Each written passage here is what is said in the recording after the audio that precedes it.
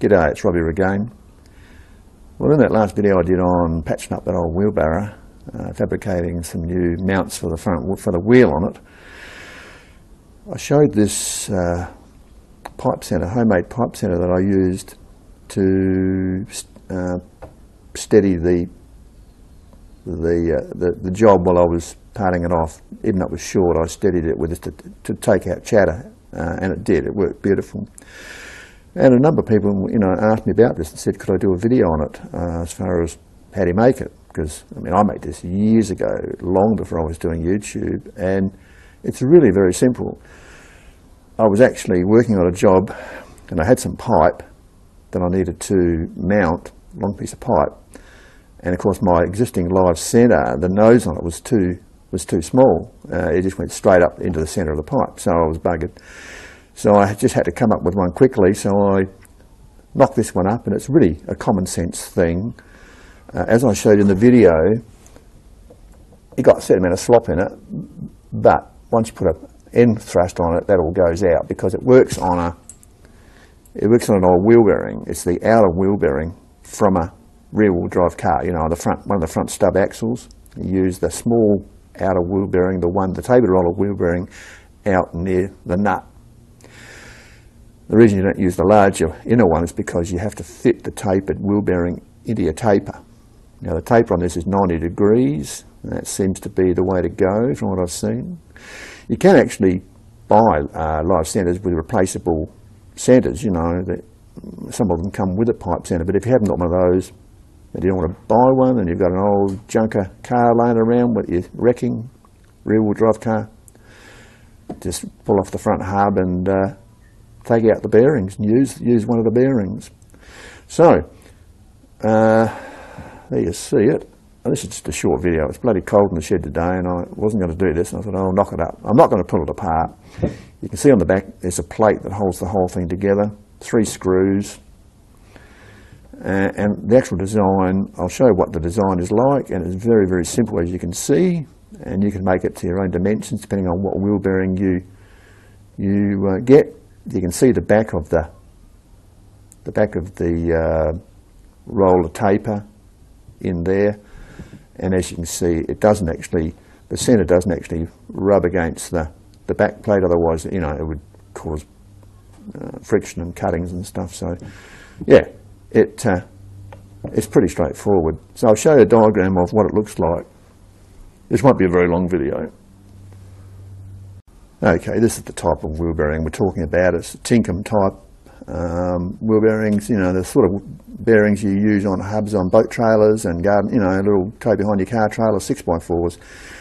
In Australia, it's basically Ford, Holden, Valiant all use the same sort of bearings, and they're basically the Ford and I think the Ford and the Holden ones are pretty much identical.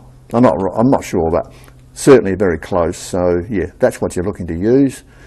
You could actually make this with say a couple of 2 or 3 angular ball races in there to do the same job. But I used a tapered bearing because that's all I had. And once again, once you put it side thrust on the bearing, end thrust, the taper will pull into the race, and it'll self-align itself. So yeah, works great. Anyway, I'll show you the diagram. Okay, here's the diagram. Now, basically, we're looking at it from the side, and you can see the measurements. It was a round stock, which was originally 60 mil in diameter, so it's 60 mil outside diameter, 60 mil length as well, and you've got 45, 90 degree end. This diagram's not dead accurate. 35 on the side, and you can see that here's the end plate. There's the hole in the middle, a couple of screws. I've got 3 screws on the back, and this is your arbor. Now I used a 1/2 inch 13 mil because at that stage I was just using 13 mil chuck in the tailstock, but you could make it as big as you want, to go through collets. You just don't want it touching on the back plate. And your ball race cone here, that goes onto here, and the actual, you know, the bearing, roller bearings, and the race goes in here. And basically that shaft just pushes into that race, and the cone just fits into the centre of it. It's as simple as you can get.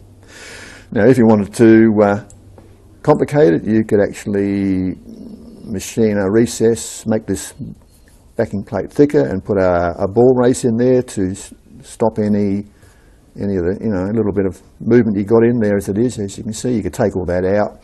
You could shim it up so it's just as good as the factory ones you buy, but when you use it, it doesn't matter because it will just pull itself into position.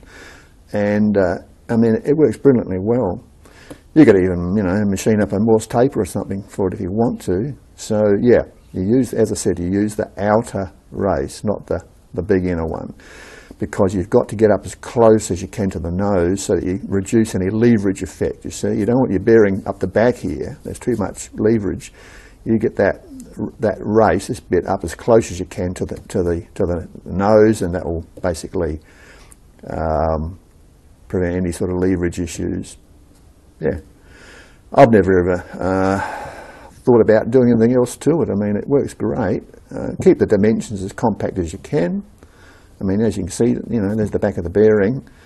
Now, the thing is with these bull nose or pipe centres, when you use them on, say, some pipe like that, and they go in like that, that pipe's got to be cut dead square. I mean, it's no good having a crooked cut and expecting the pipe centre to work. It won't. It will shake itself all over the place and shake the tailstock, because the cone will try and pull itself in on an angle.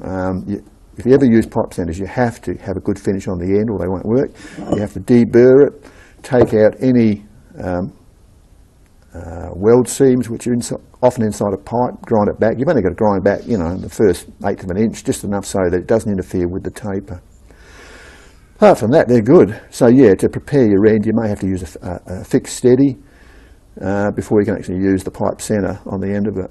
But certainly this is very handy. I've used it numerous times. It's not something you use every day, but it is easy to make. I mean, it's very, very simple, and it works brilliantly well. Well, there you go. I hope that satisfies your question. And if there's anything you want to know further about it, just put it in the comments. But it's as simple as you can get, and yeah, works like a charm. Okay, that's it from me. It's bloody cold down here. See you next time. Cheers.